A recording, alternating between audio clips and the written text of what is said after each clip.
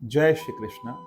गीता का 5वां अध्याय 17वां श्लोक, जहाँ भगवान बात कर रहे हैं बुद्धि की। भगवान कहते हैं वो जिनकी बुद्धि परमात्मा में स्थिर हो जाती है, भगवान में स्थिर हो जाती है, और भगवान में जिनकी सच्ची श्रद्धा हो जाती है, और वो भगवान को ही परम लक्ष्य मानकर उसमें पूर्णतः तल्लीन हो जाते हैं, विलीन हो जाते हैं, वो एक ऐसी अवस्था में पहुंच जाते हैं जहां से वो कभी वापस नहीं आते, और उनके सभी पाप उस ज्ञान के प्रकाश में मिट जाते हैं। यहाँ थोड़ा समझना होगा इस बात को कि भगवान क्या कह रहे हैं।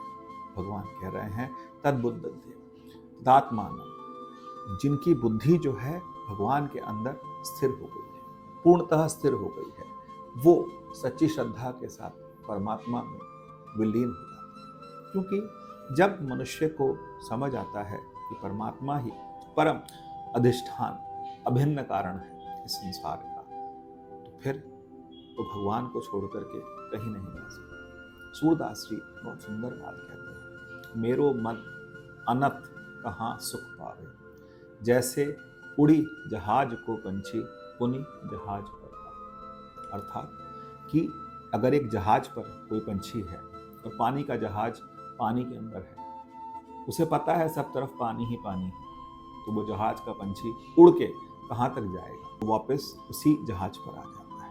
उन्होंने कहा मेरो मन अनत कहाँ सुख पावे, और वही स्थिति होती है भगवान की परम भक्त कि उसको यह समझ आ जाता है कि परमात्मा से बड़ा कोई आश्रय नहीं। बहुत सुंदर श्री राम रक्षा स्तोत्र में कहा कि राम से बड़ा और कोई आश्रय नहीं है।